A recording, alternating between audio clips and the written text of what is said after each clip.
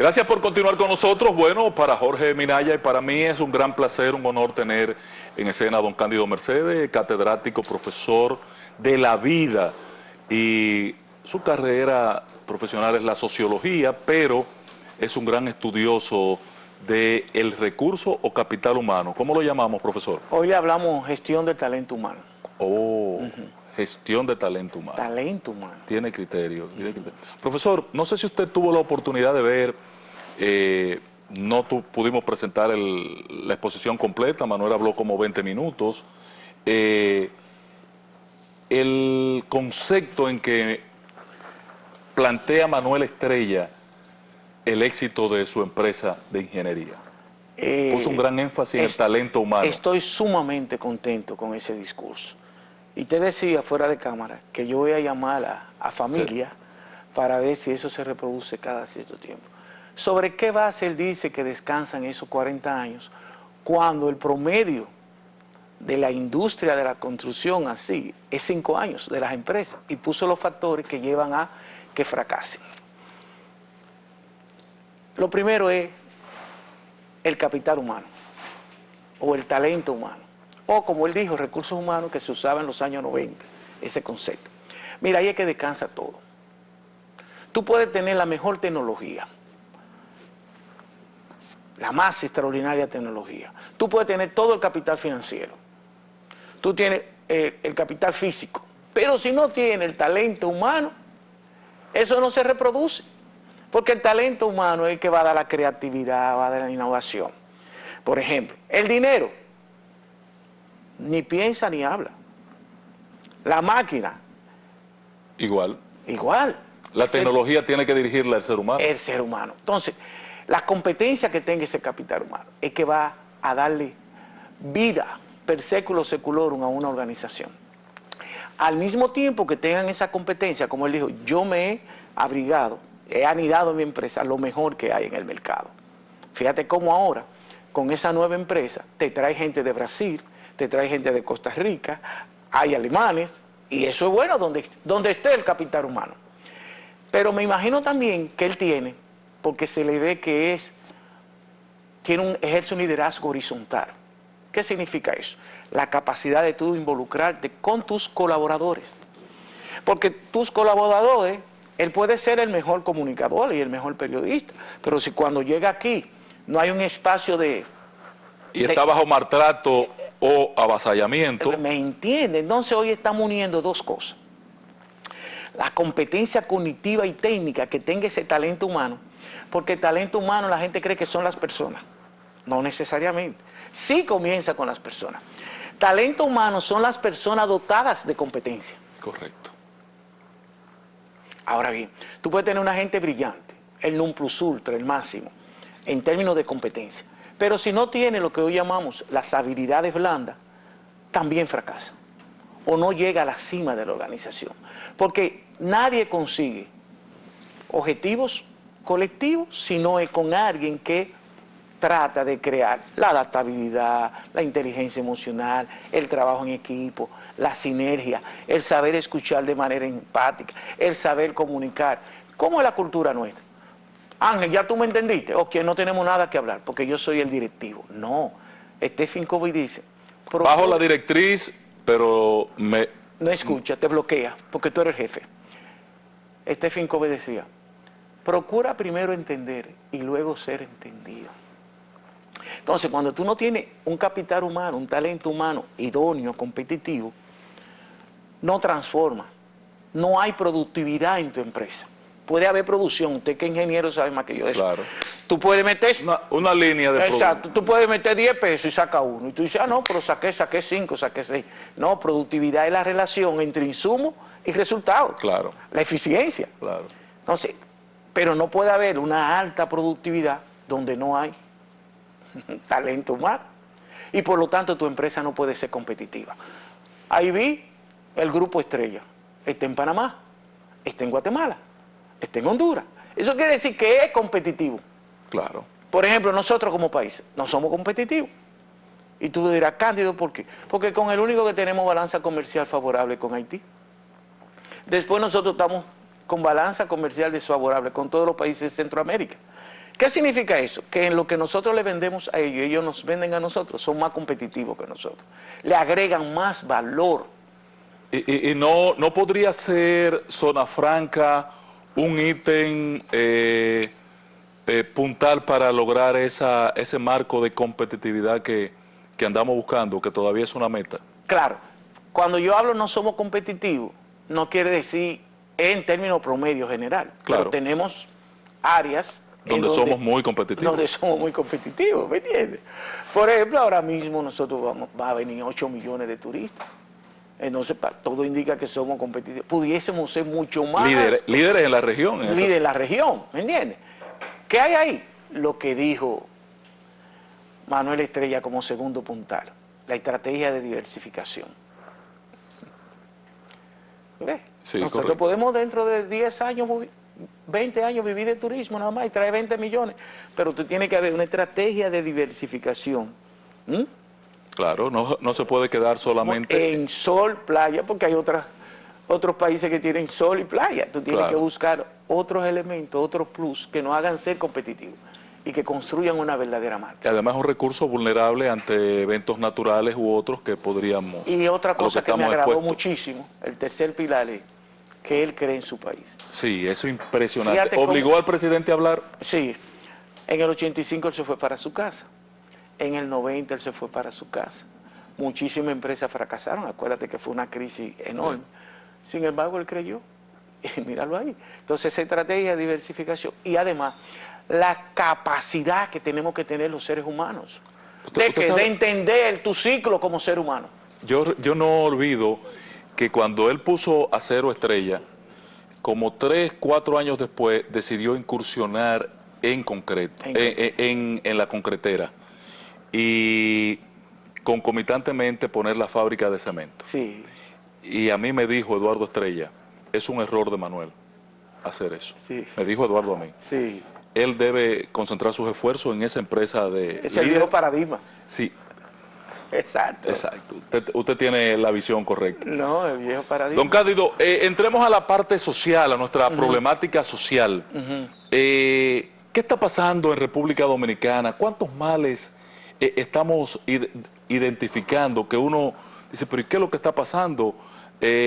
Una gran contradicción. Esta chica, por ejemplo, que está presa hoy haciendo una labor social, los padres de los muchachos están satisfechos, lograron mejoría, pero la tipa ni siquiera es profesional, una desinstitucionalización, pero además luce que ella tiene problemas, pero ella estaba resolviéndole problemas a la gente, ella estaba salvando la conducta de la gente, pero ella era la que tenía problemas, porque ahora está en depresión. Sí, pero yo te decía fuera de cámara que según Latinobarómetro, no Cándido Mercedes, que ya está ahí el último, República Dominicana es de los líderes de América Latina en fraude social.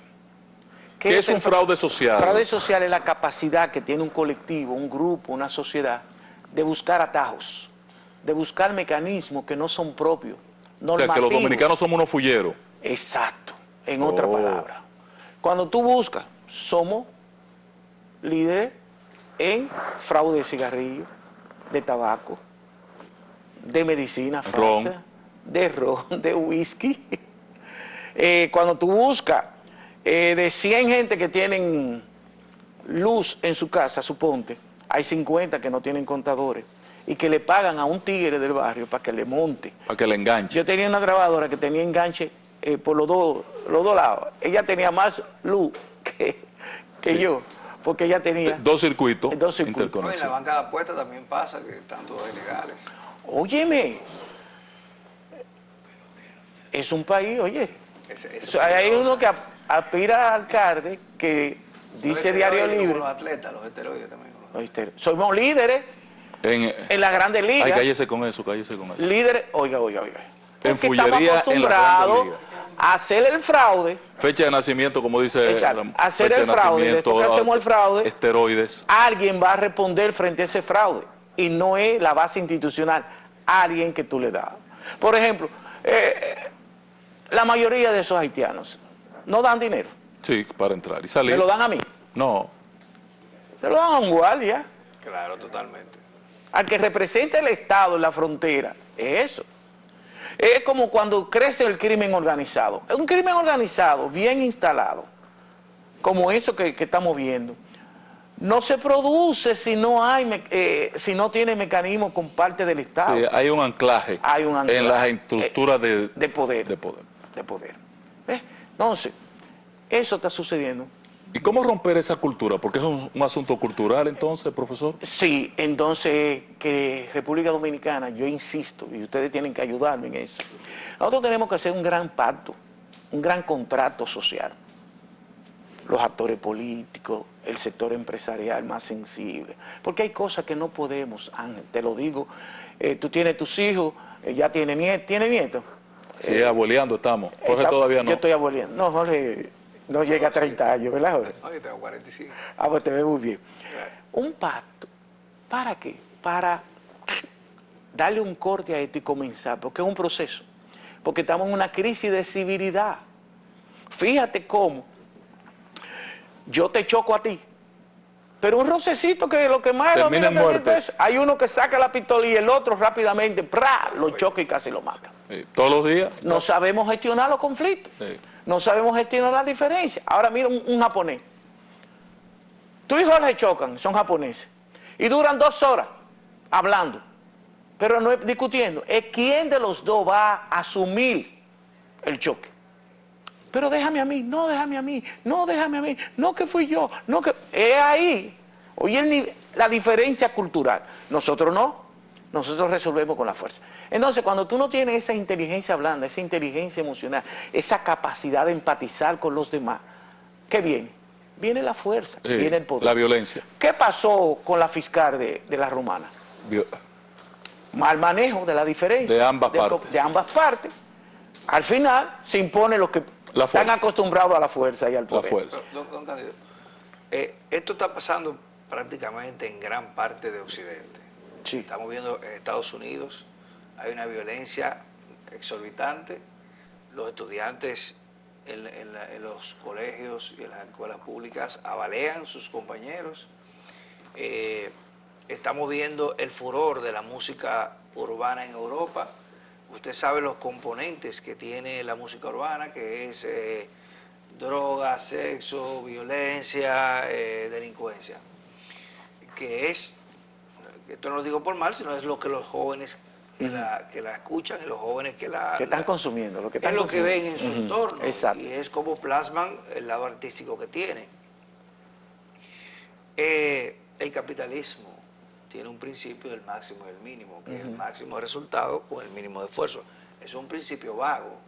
Es un principio que te dice a ti que tú no puedes dedicarle tiempo a una obra por amor al arte. Sino tú tienes que... Es un principio que te rompe con los esquemas de altruismo, porque lo que no te da resultado y tú lo haces gratis, no vale la pena. Es un principio que rompe con la parte fundamental de la medicina, que es la vocación médica, porque te dice que si tú no sacas dinero a un paciente, tú no estás haciendo nada. Entonces, ese principio del máximo y mínimo y el enfoque capitalista está llegando a un colapso social, deteriorando todo el sistema occidental. Mira, no hay duda de que hay una crisis civilizatoria. En medio de esa crisis civilizatoria que genera el mayor grado de incertidumbre, porque acuérdate que la naturaleza humana tiene 3 componentes dentro: el miedo, la esperanza y la incertidumbre. Pero nunca antes en la historia de la humanidad habíamos asistido a una incertidumbre tan veloz. Pero al mismo tiempo que tú tienes esa crisis civilizatoria, tú te vas a encontrar con un elemento: el declive del país más poderoso del mundo por casi 100 años y la emergencia de una nueva potencia que se llama China continental. Siempre que hay lo que se llama la crisis entre el declive de lo viejo y la emergencia de lo nuevo, hay también crisis civilizatoria y al mismo tiempo crisis de incertidumbre. Por ejemplo, Estados Unidos ahora mismo representa el 25% del PIB. En los años 70 representaba el 60% del PIB mundial. Hoy, China tiene el 17% del Producto Bruto Interno Mundial. Y Estados Unidos es el país, el mayor deudor del mundo. Y a quien, cuando tú averiguas a quién es que le debe todo este dinero, se llama China continental. Ese es el escenario. Entonces mira el declive. Y al mismo tiempo tú tienes que unir la enorme crisis de liderazgo a nivel mundial. Yo te pregunto, Jorge, dime 3 líderes mundiales. Y se te va a hacer difícil. Ni siquiera en Estados Unidos los hay. Pero mira la situación de Estados Unidos. Sí. Tú te imaginas, y me perdonan ustedes y los televidentes, que Joe Biden sea candidato a la reelección. Ojalá. Pero, para que tú entiendas, ¿tú te imaginas que Donald Trump sea candidato a la presidencia? Oye, qué crisis. Esos son Ahora, profesor, potenciales. muy buena exposición. No sé si usted la vio, la de Barack Obama esta semana en su entrevista con Amanpour, ¿cómo se llama esta chica? ¿Qué le genera incertidumbre en ese escenario que usted describe, profesor Cándido, la inteligencia artificial? Mira, todos los cambios, siempre. Hay actores que de una vez lo abrazan y hay una parte significativa que le tienen miedo y hay otras que se oponen y quieren desaparecerlo. Cuando llegó la imprenta, suponte, con Gutenberg, miles se negaron. Sin embargo, fue la más grande revolución. Cuando llegó Internet, en los años 90, hay gente que... Aquí había resistencia hasta para la lavadora. Cuando llegó COVID, que los profesores tuvimos que asumir la clase virtual. A distancia. Hay profesores que decidieron jubilarse en universidades. Y hay profesores que dejaron de dar clase porque no sabían prender una computadora. Entonces, la tecnología siempre va a tener su lado positivo y su lado negativo. Es como el Internet. No hay ahora especialistas en ciberdelincuencia. Claro. Pero el Internet no se hizo para eso. Cuando usted hace una empresa hoy, no solamente piensa en la seguridad a la estructura física, sino en la ciberseguridad. A veces te sale más costoso. Obligatoriamente. Alguien experto en eso para evitar aquello. Que el guachimán que cuida la empresa.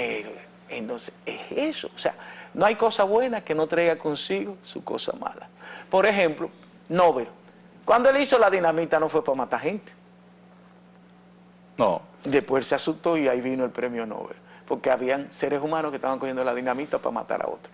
Cuando usted hace un puñal, un cuchillo para cortar bien la carne, pero hay otro desgraciado que la coge y mata a otro. No voy a atacar el cuchillo, tengo que atacar a la gente. Entonces, la inteligencia artificial, la robótica, la nanotecnología, mira, va a ser la revolución más grande del mundo. ¿Tú te imaginas?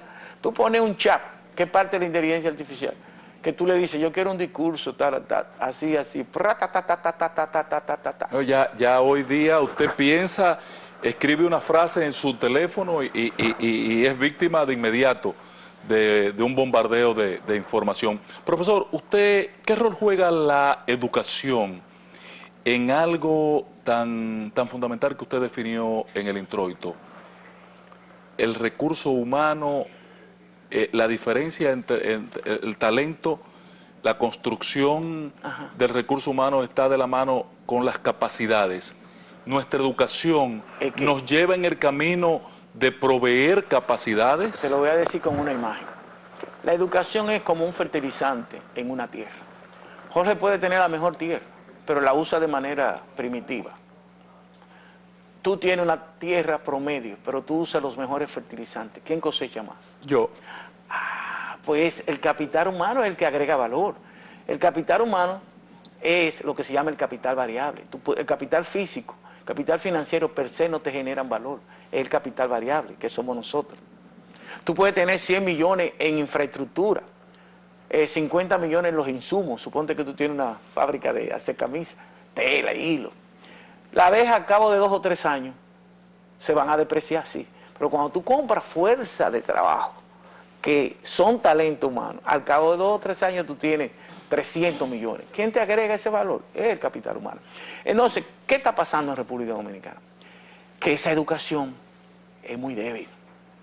Honestamente. Prácticamente sin resultado. Yo no sé cómo evaluar. Yo no me atrevo a hacer un juicio para evaluar el término de este año escolar.